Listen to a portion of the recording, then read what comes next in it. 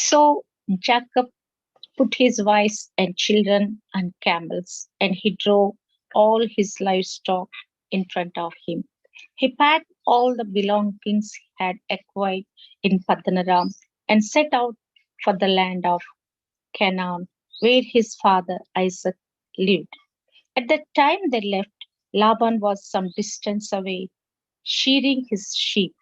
Rachel stole her father's household idols and took them with her.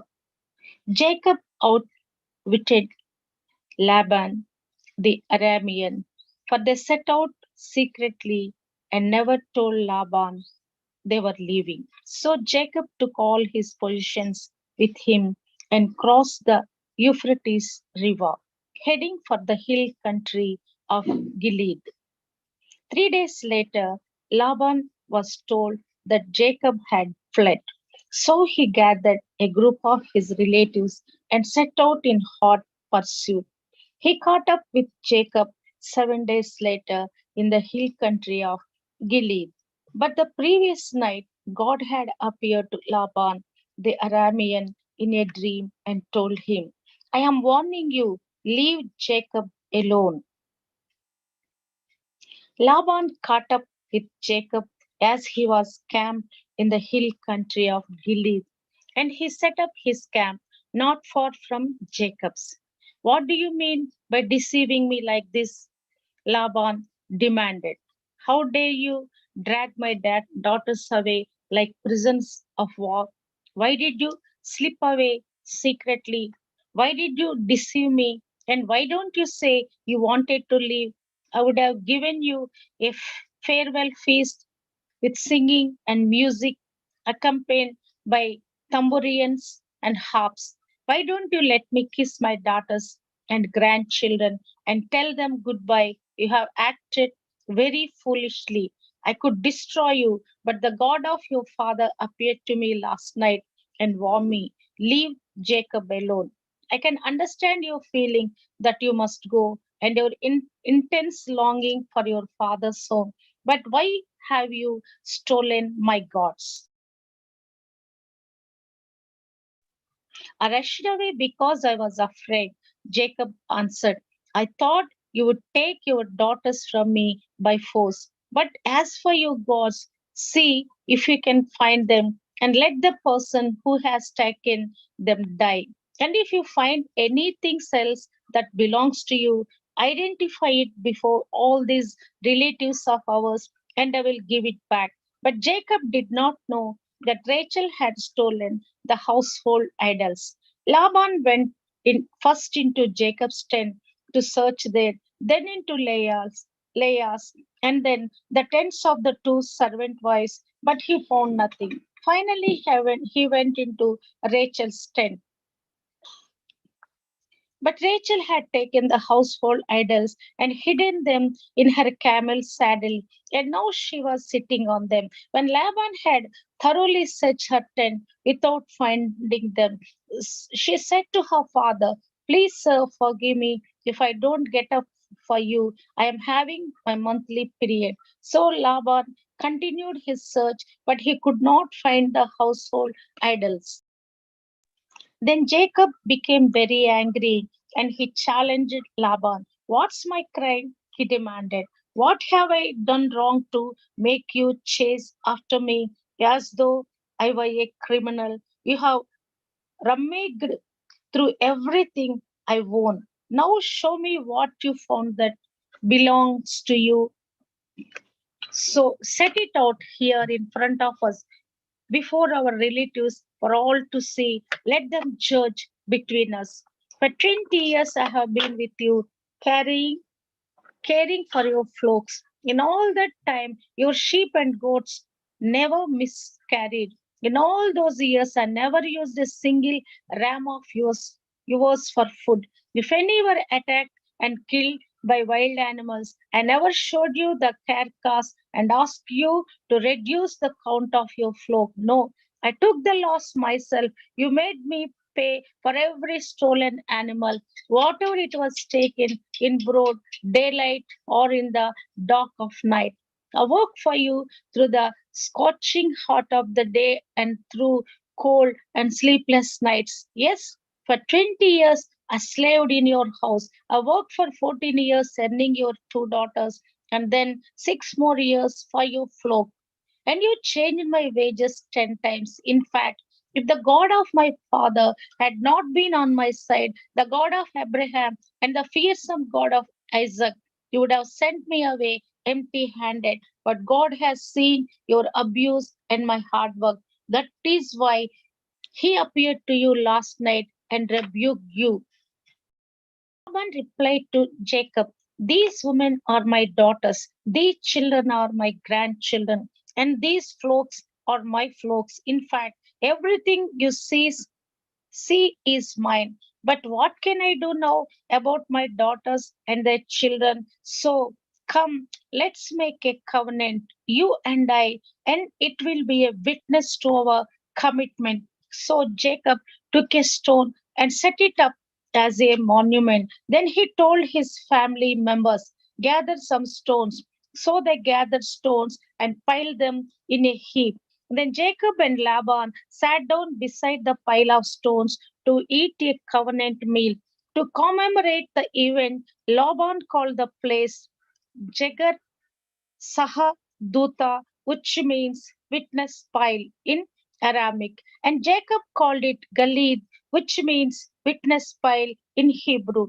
Then Laban declared, this pile of stones will stand as a witness to remind us the covenant we have made today. This explains why it was called Galid, witness fight, but it was also called Mispa, which means watchtower. For Laban said, may the Lord keep watch between us to make sure that we keep this covenant where we are out of each other's sight. If you mistreat my daughters or if you marry other wives, God will see it even if no one else does. He is a witness to this covenant between us. See this pile of stones, Laban continued, and see this monument I have set between us. They stand between us as witness of our oaths. I will never pass this pile of stones to harm you, and you must never pass these stones or this monument to harm me. I call on the God of our ancestors, the God of your grandfather Abraham, and the God of my grandfather Nahor to serve as a judge between us. So Jacob took an oath before the fearsome God of his father Isaac to respect the boundary line. Then Jacob offered a sacrifice to God there on the mountain and invited everyone to a covenant feast. After they had eaten, they spent the night on the mountain. Laban got up early the next morning and he kissed his grandchildren and his daughters and blessed them. Then he left and returned home.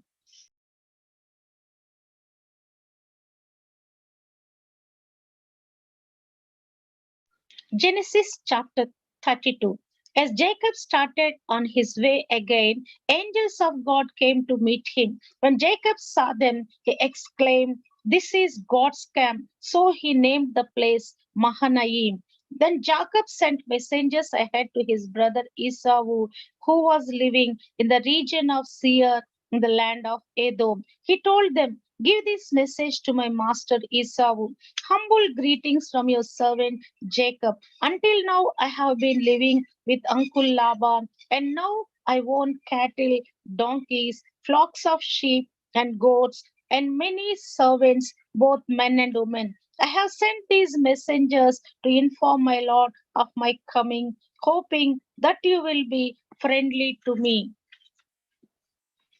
After delivering the message, the messengers returned to Jacob and reported, we met your brother Esau, and he is already on his way to meet you with an army of 400 men. Jacob was terrified at the news. He divided his household along with the flocks and herds and camels into two groups. He thought if Esau meets one group and attacks it, perhaps the other group can escape. Then Jacob prayed, O God, of my grandfather Abraham and God of my father Isaac. O Lord, you told me, return to your own land and to your relatives, and you promised me, I will treat you kindly. I'm not worthy of all the unfailing love and faithfulness you have showed to me, your servant. When I left home and crossed the Jordan River, I owned nothing except a walking stick. Now my household fills two large camps. O Lord, please rescue me from the hand of my brother Esau. I am afraid that he is coming to attack me along with my wives and children. But you promised me I will surely treat you kindly and will multiply your descendants until they become a numerous as the sands along the seashore, too many to count.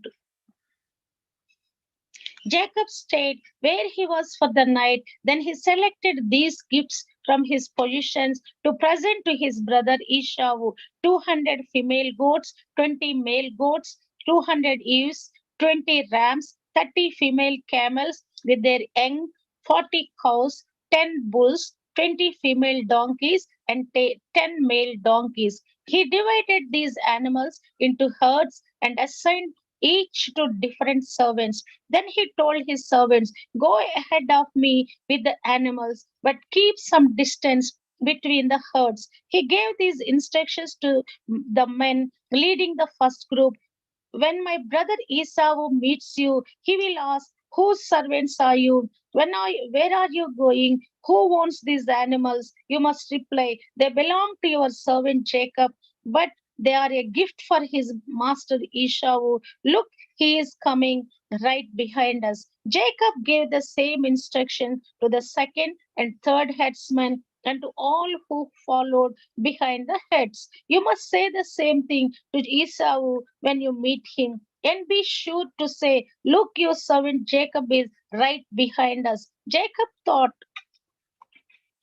I will try to appease him by sending gifts ahead of me. When I see him in person, perhaps he will be friendly to me. So the gifts were sent on ahead, while Jacob himself spent that night in the camp. During the night, Jacob got up and took his two wives, his two servant wives, and his 11 sons, and crossed the Jabbok River with them.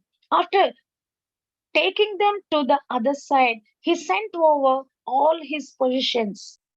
This left Jacob all alone in the camp, and a man came and wrestled with him until the dawn began to break. When the man saw that he would not win the match, he touched Jacob's hip and wrenched it out of its socket.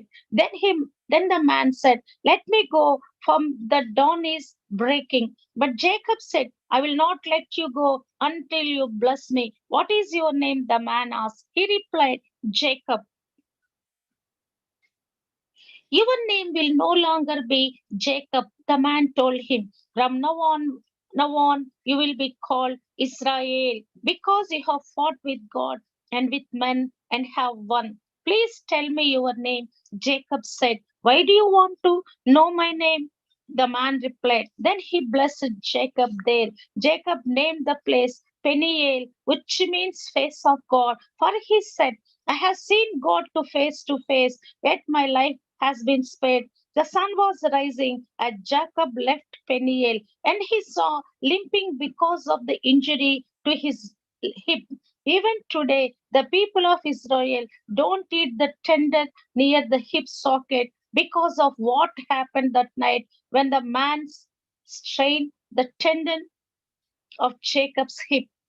Chapter 33. Then Jacob looked up and saw Esau coming with his 400 men. So he divided the children among Leah, Rachel, and his two servant wives. He put the servant wives and their children at the front, Leah and her children next, and Rachel and Joseph last. Then Jacob went on ahead. As he approached his brother, he bowed to the ground 7 times before him. Then Esau ran to him and embraced him, threw his arms around his neck, and kissed him, and they both wept. Then Esau looked at the woman and children and asked, who are these people with you? These are the children God has graciously given to me, your servant. Jacob replied. Then the servant wives came forward with their children and bowed before him. Next came Leah with her children, and they bowed before him. Finally, Joseph and Rachel came forward and bowed before him. And that were all the flocks and herds I met as I came. Esau asked. Jacob replied, they are a gift, my lord, to ensure your friendship. My brother, I have plenty. Esau answered, kept what you have for yourself. But Jacob insisted, no, if I have found favor with you, please accept this gift from me. And what a relief to see your friendly smile. It is like seeing the face of God. Please take this gift I have brought to you, for God has been very gracious to me. I have more than enough. And because Jacob insisted, Esau finally accepted the gift. Well, Esau said, let's be going. I will lead the way. But Jacob replied, you can see, my lord, that some of the children are very young, and the flocks and heads have their young too. If they are driven too hard, even for one day, all the animals could die. Please, my lord, go ahead of your servant. We will follow slowly at a pace that is comfortable for the livestock and the children. I will meet you at Seir.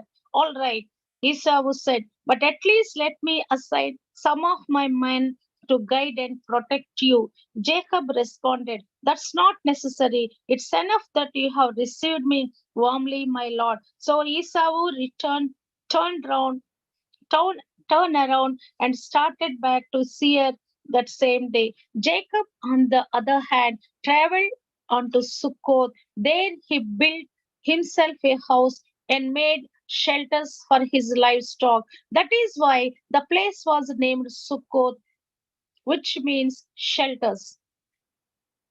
Later, having traveled all the way from Padanaram, Jacob arrived safely at the town of Shechem in the land of Canaan. There he set up camp outside the town. Jacob bought the plot of land where he camped from the family of Hamor, the father of Shechem, for 100 pieces of silver, and there he built an altar and named it El Elohe Israel. 34.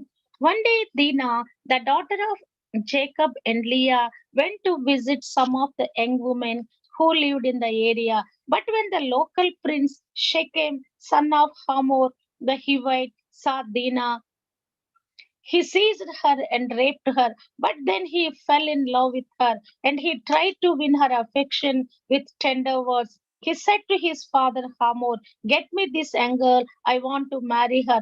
Soon Jacob heard that Shechem had defiled his daughter Dinah, but since his sons were out in the fields herding his livestock, he said nothing until they returned. Hamor, Shechem's father, came to discuss the matter with Jacob. Meanwhile, Jacob's sons had come in from the field. As soon as they heard what had happened, they were shocked and furious that their sister had been raped. Shechem had done a disgraceful thing against Jacob's family, something that should never be done. Hamor tried to speak with Jacob and his son. My son Shechem is truly in love with your daughter, he said. Please let him marry her. In fact, let's arrange other marriages too. You your give us your daughters for our sons, and we will give you our daughters for your sons, and you may live among us.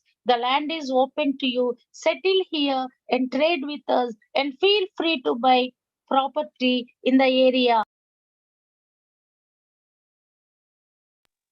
Then Shechem himself spoke to Dinah's father and brothers. Please be kind to me and let me marry her, he begged. I will give you whatever you ask, no matter what dowry or gift you demand. I will gladly pay it. Just give me the girl as my wife. But since Shechem had defiled their sister Dinah, Jacob's sons responded deceitfully to Shechem and his father Hamor. They said to them, we could not possibly allow this because you are not circumcised. It would be a disgrace for our sister to marry a man like you. But there is a solution. If every man among you will be circumcised like we are, then we will give you our daughters, and we will take your daughters for ourselves. We will live among you and become one people. But if you don't agree to be circumcised, we will take her and be on our way. Hamor and his son Shechem agreed to their proposal. Shechem wasted no time in acting on this request, for he wanted Jacob's daughter desperately. Shechem was a highly respected member of his family, and he went with his father Hamor to present this proposal to the leaders at the town gate. These men are our friends, they said. Let's invite them to live here among us and trade freely. Look, the land is large enough to hold them. We can take their daughters as wives and let them marry ours. But they will consider staying here and becoming one people with us only if all our men are circumcised, yet just as they are. But if you do this, all their livestock and possessions will eventually be ours. Come, let's agree to their terms and let them settle here among us. So all the men in the town council agreed with Hamor and Shechem, and every male in the town was circumcised. But 3 days later, when their wounds were still sore, two of Jacob's sons, Simeon and Levi, who were Dinah's full brothers, took their swords and entered the town without opposition. Then they slaughtered every male there, including Hamor and his son Shechem. They killed them with their swords, then took Dinah from Shechem's house and returned to their camp. Meanwhile, the rest of Jacob's sons arrived, finding the men slaughtered, and plundered the town because their sister had been defiled there. They seized all the flocks and herds and donkeys, everything they could lay their hands on, both inside the town and outside the fields. They looted all their wealth and plundered their houses. They also took all their little children and wives and led them away as captives. Afterward, Jacob said to Simeon and Levi, "You have ruined me. You have made me stink among all the people of this land, among all the Canaanites and Perizzites. We are so few that they will join forces and crush us. I will be ruined, and my entire household will be wiped out. But why should we let him treat our sister like a prostitute?" They retorted angrily. Genesis chapter 35.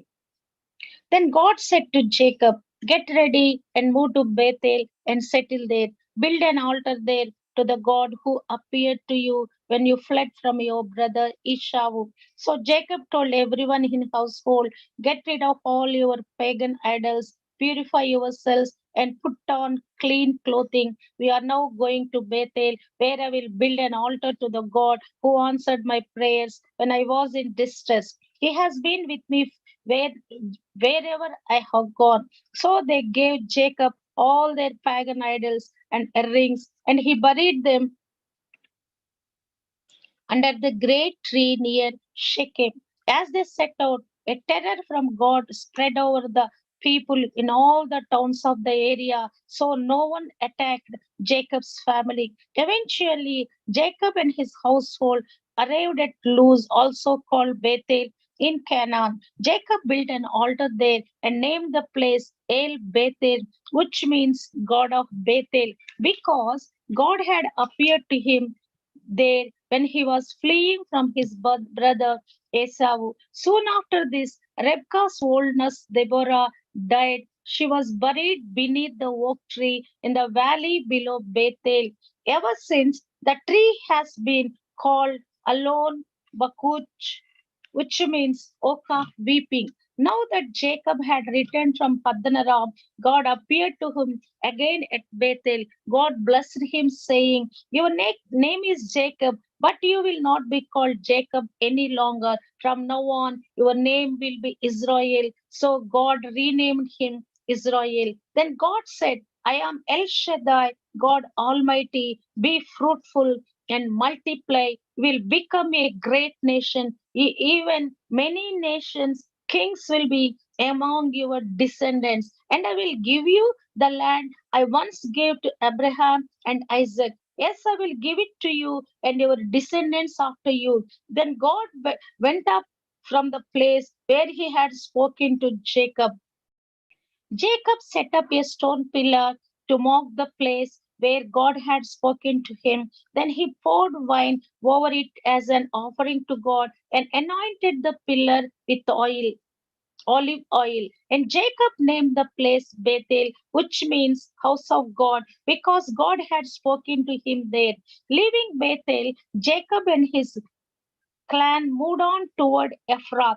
But Rachel went into labor while they were still some distance away. Her labor pains were intense. After a very hard delivery, the midwife finally exclaimed, "Don't be afraid, you have another son." Rachel was about to die, but with her last breath, she named the baby Benoni, that which means son of my sorrow. The baby's father, however, called him Benjamin, which means son of my right hand. So Rachel died and was buried on the way to Ephrathah, that is Bethlehem. Jacob set up a stone monument over Rachel's grave, and it can be seen there to to this day.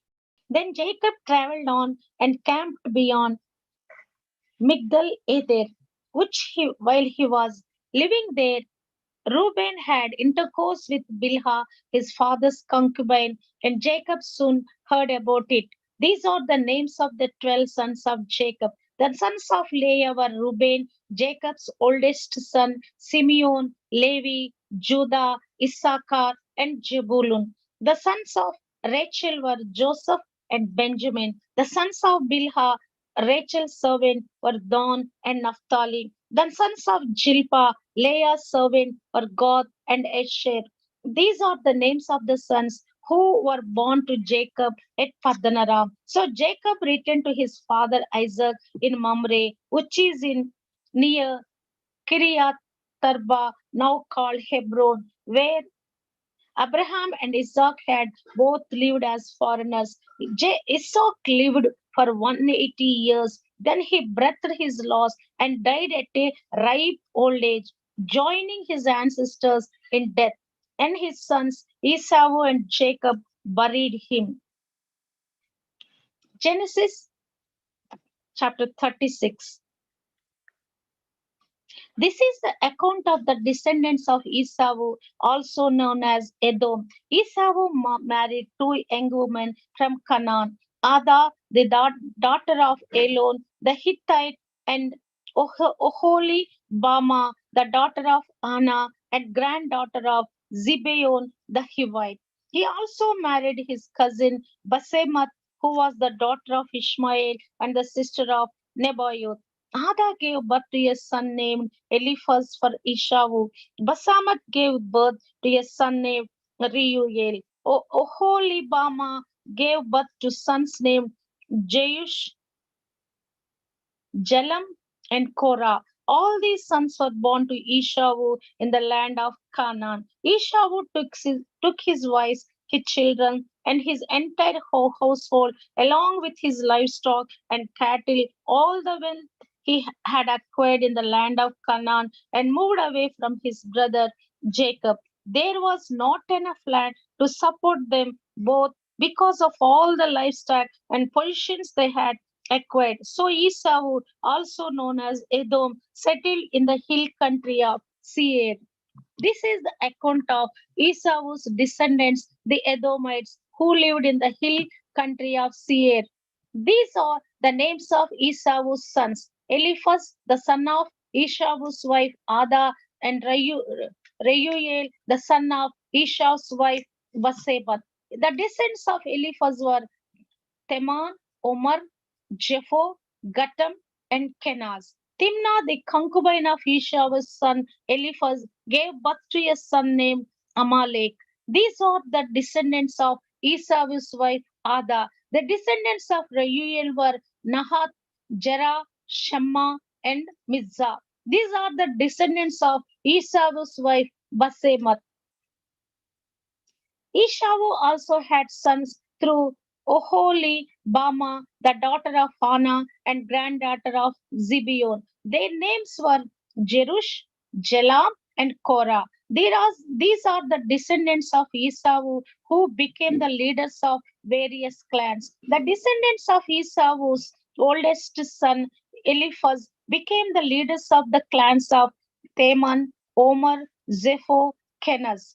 Korah, Gatam, and Amalek. These are the clan leaders in the land of Edom who descended from Eliphaz. All these were descendants of Esau's wife Ada. The descendants of Esau's son Reuel became the leaders of the clans of Nahat, Jera, Shema, and Mizzah. These are the clan leaders in the land of Edom who descended from Reuel. All these were descendants of Esau's wife Basemeth. The descendants of Esau and his wife Oholibama became the leaders of the clans of Jeshu, Jeush, Jalam, and Korah. These are the clan leaders who descended from Esau's wife Oholibama, the daughter of Anna. These are the clans descendants from Esau, also known as Edom, identified by their clan leaders.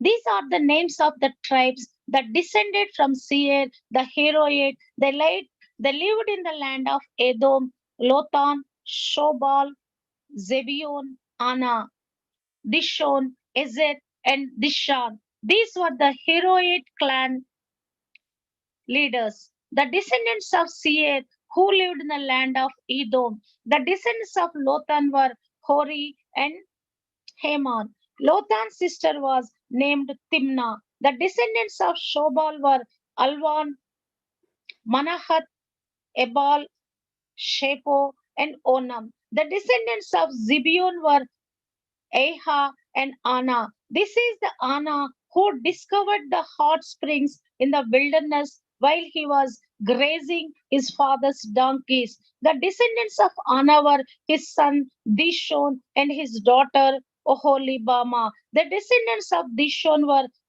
Hemdan, Eshban, Itran, and Karen. The descendants of Ezer were Bilhan, Javan, and Akan. The descendants of Dishan were Uz and Haran. So these were the leaders of the Horite clans Lotan, Shobat, Zibeon, Anna. Dishon, Aged, and Dishan. The Horite clans are named after their clan leaders who lived in the land of Seor. These are the kings who ruled in the land of Edom before any king ruled over the Israelites. Bela, son of Beor, who ruled the Edom from his city of Dinhaba. When Bela died, Jobab, son of Jerah, from Bozrah, became king in his place. When Jobab died, Husham from the land of the Temanites became king in his place. When Husham died, Hadad son of Bedad became king in his place and ruled from the city of Avith. He was the one who defeated the Midianites in the land of Moab. When Hadad died, Samla from the city of Masrek became king in his place. When Samla died, Shaul from the city of Rehoboth on the river became king in his place. When Shaul died, Baal Hanan, son of Akbar, became king in his place. When Baal Hanan, son of Akbar died, Hadad became king in his place and ruled from the city of Pau. His wife was Mehetabel, the daughter of Matres and granddaughter of Me Jahab. These are the names of the leaders of the clans descended from Esau who lived in the places named for them Timnah, Alva, Jethe, Oho, Libama, Elha, Elah, Pinon, Kenaz, Teman, Mibzar, Magdiel, and Iram. These are the leaders of the clans of Edom, listed according to their settlements in the land they occupied. They all descended from Esau. the ancestor of the Edomites. Genesis chapter 37. So Jacob settled again in the land of Canaan, where his father had lived as a foreigner. This is the account of Jacob and his family. When Joseph was 17 years old, he often tended his father's flocks. He worked for his half brothers, the sons of his father's wives Bilhah and Zilpah. But Joseph reported to his father some of the bad things his brothers were doing. Jacob loved Joseph more than any of his other children because Joseph had been born to him in his old age. So one day Jacob had a special gift made for Joseph, a beautiful robe. But his brothers hated Joseph because of their father loved him more than the rest of them. They could not say a kind word to him. One night Joseph had a dream and he told his brothers about it. They hated him more than ever. Listen to this dream. He said, "We were out in the field tying up bundles of grain. Suddenly my bundle stood up and your bundles all gathered around and bowed low before mine." His brothers responded, "So you think you will be our king? Do you? Do you actually think you will reign over us?" And they hated him all the more because of his dreams and the way he talked about them. Soon Joseph had another dream, and again he told his brothers about it. "Listen, I had another dream," he said. "The sun, moon, and the 11 stars bowed low before me." This time he told the dream to his father as well as to his brothers. But his father scolded him. "What kind of dream is that?" he asked. "Will your mother and I and your brothers actually come and bow to the ground before you?" But while his brothers were jealous of Joseph, his father wondered that what the dreams meant. Soon after this, Joseph's brothers went to pasture their father's flocks at Shechem. When they had been gone for some time, Jacob said to Joseph, "Your brothers are pasturing the sheep at Shechem. Get ready, and I will send you to them." "I am ready to go," Joseph replied. "Go and see how your brothers and the flocks are getting along," Jacob said. "Then come back and bring me a report." So Jacob sent him on his way, and Joseph traveled to Shechem from their home in the valley of Hebron. When he arrived there, a man from the area noticed him wandering around the countryside. "What are you looking for?" he asked. "I am looking for my brothers," Joseph replied. "Do you know where they are pasturing their sheep?" "Yes," the man told him. "They have moved on from here, but I heard them say, 'Let's go on to Dothan.'" So Joseph followed his brothers to Dothan and found them there. When Joseph's brothers saw him coming, they recognized him in the distance. As he approached, they made plans to kill him. "Here comes the dreamer," they said. "Come on, let's kill him and throw him into one of these cisterns. We can tell our father a wild animal has eaten him. Then we will see what becomes of his dreams." But when Reuben heard of their scheme, he came to Joseph's rescue. "Let's not kill him," he said. "Why should we shed any blood? Let's just throw him into this empty cistern here in the wilderness. Then he will die without our laying a hand on him." Reuben was secretly planning to rescue Joseph and return him to his father. So when Joseph arrived, his brothers ripped off the beautiful robe he was wearing. Then they grabbed him and threw him into the cistern. Now the cistern was empty and there was no water in it. Then, just as they were sitting down to eat, they looked up and saw a caravan of camels in the distance coming toward them. It was a group of Ishmaelite traders taking a load of gum, balm, and aromatic resin from Gilead down to Egypt. Judah said to his brothers, "What will we gain by killing our brother? We would have to cover up the crime. Instead of hurting him, let's sell him to those Ishmael traders. After all, he is our brother, our own flesh and blood." And his brothers agreed. So when the Ishmaelites, who were Midianite traders, came by, Joseph's brothers pulled him out of the cistern and sold him to them for 20 pieces of silver.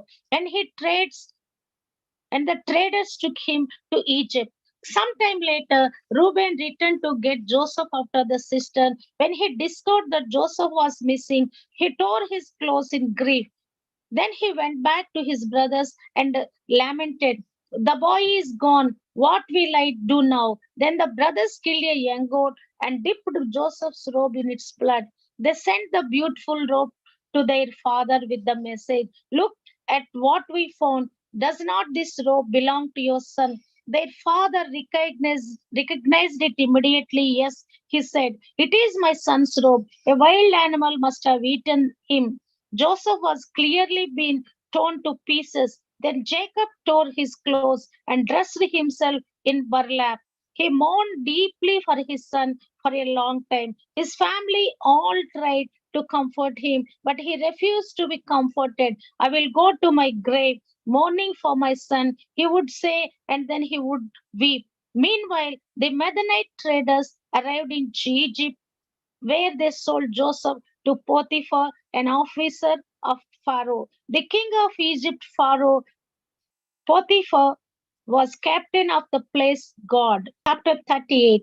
About this time, Judah left home and moved to Adullam, where he stayed with a man named Hira. There he saw a Canaanite woman, the daughter of Shua, and he married her. When he slept with her, she became pregnant and gave birth to a son, and he named the boy Er.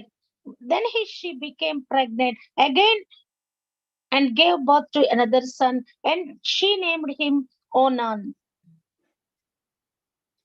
And when she gave birth to a third son, she named him Shelah. At the time of Shelah's birth, they were living at Kezib. In the course of time, Judah arranged for his firstborn son, Er, to marry a young woman named Tamar. But Er was a wicked man in the Lord's sight, so the Lord took his life. Then Judah said to Er's brother Onan, "Go and marry Tamar, as our law requires of the brother of a man who has died. You must produce an heir for your brother." But Onan was not willing to have a child who would not be his own heir. So whenever he had intercourse with his brother's wife, he spilled the semen on the ground. This prevented her from having a child who would belong to his brother. But the Lord considered it evil for Onan to deny a child to his dead brother, so the Lord took Onan's life too. Then Judah said to Tamar, his daughter in law, "Go back to your parents' home and remain a widow until my son Shelah is old enough to marry you." But Judah did not really intend to do this because he was afraid Shelah would also die like his two brothers. So Tamar went back to live in her father's home. Some years later, Judah's wife died. After time of mourning was over, Judah and his friend Hira, the Adumalite, went up to Timnah to supervise the shearing of his sheep. Someone told Tamar, "Look, your father in law is going up to Timnah to shear his sheep." Tamar was aware that Shelah had grown up, but no arrangements had been made for her to come and marry him. So she changed out of her widow's clothing and covered herself with a veil to disguise herself. Then she sat beside the road at the entrance to the village of Enaim, which is on the road to Timnah. Judah noticed her and thought she was a prostitute since she had covered her face. So he stopped and propositioned her. "Let me have sex with you," he said, not realizing that she was his own daughter in law. "How much will you pay to have sex with me?" Tamar asked. "I will send you a young goat from my flock," Judah promised. "But what will you give me to guarantee that you will send the goat?" she asked. "What kind of guarantee do you want?" he replied. She answered, "Leave me your identification seal and its cord and the walking stick you are carrying." So Judah gave them to her. Then he had intercourse with her and she became pregnant. Afterward, she went back home took off her veil and put on her widow's clothing as usual. Later, Judah asked his friend Hira, the Adullamite, to take the young goat to the woman and to pick up the things he had given her as his guarantee. But Hira could not find her, so he asked the man who lived there, "Where can I find the shrine prostitute who was sitting beside the road at the entrance to Enaim?" "We have never had a shrine prostitute here," they replied. So Hira returned to Judah and told him, "I could not find her anywhere, and the men of the village claim they have never had a shrine prostitute there. Then let her keep the things I gave her," Judah said. "I sent the young goat as we agreed, but you could not find her. We would be the laughing stock of the village if we went back again to look for her." About 3 months later, Judah was told, "Tamar, your daughter in law, has acted like a prostitute, and now because of this she is pregnant. Bring her out and let her be burned," Judah demanded. But as they were taking her out to kill her, she sent this message to her father in law: "The man who owns these things made me pregnant. Look closely. Whose seal and cord and walking stick are these?" Judah recognized them immediately and said, "She is more righteous than I am, because I did not arrange for her to marry my son Shelah." And Judah never slept with Tamar again. When the time came for Tamar to give birth, it was discovered that she was carrying twins. While she was in labor, one of the babies reached out his hand. The midwife grabbed it and tied a scarlet string around the child's wrist, announcing, "This one came out first." But then he pulled back his hand and out came his brother. "What?" the midwife exclaimed. "How did you break out first?" So he was named Perez. Then the baby with the scarlet string on his wrist was born, and he was named Zerah. Genesis chapter 39. When Joseph was taken to Egypt by the Ishmaelite traders, he was purchased by Potiphar, an Egyptian officer. Potiphar was captain of the guard for Pharaoh, the king of Egypt. The Lord was with Joseph, so he succeeded in everything he did as he served in the home of his Egyptian master.